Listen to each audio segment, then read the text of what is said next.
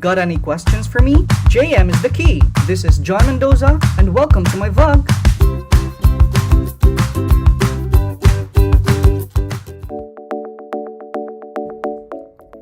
As one hand supports the perineum, the other hand is used to guide and control the fetal head to avoid expulsive delivery. A finger should be passed across the fetal neck to determine whether it is encircled by one or more umbilical cord loops. The fetal head then falls posteriorly, bringing the face almost into contact with the maternal anus. The occiput promptly turns toward one of the maternal thighs.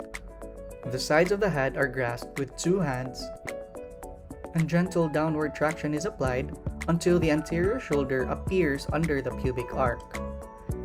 My assist maintains his hand supporting the perineum until the baby is delivered. Then, by an upward movement, the posterior shoulder is delivered. The rest of the body almost always follows the shoulders without difficulty. My dominant hand will hold the feet of the baby, while the other will be holding and supporting the neck. Afterwards, place the baby prone on the mother's abdomen. The umbilical cord is cut between two clamps, placed 6 to 8 centimeters from the fetal abdomen, and later, an umbilical cord clamp is applied 2 to 3 centimeters from its insertion into the fetal abdomen.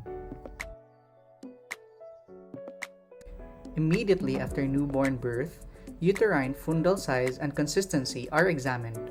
If the uterus remains firm and there is no unusual bleeding, watchful waiting until the placenta separates is the usual practice. Massage is not employed, but the fundus is frequently palpated to ensure that it does not become atonic. Apply pressure on the lower part of the uterus with one hand while giving tension to the umbilical cord. Core traction must not be used to pull the placenta to prevent uterine inversion. Remember and observe for these signs of placental separation. After ensuring that the uterus is contracted firmly, pressure is exerted by a hand wrapped around the fundus to propel the detached placenta into the vagina. Umbilical cord is kept slightly taut but not pulled. Concurrently, the heel of the hand exerts downward pressure between the symphysis pubis and the uterine fundus.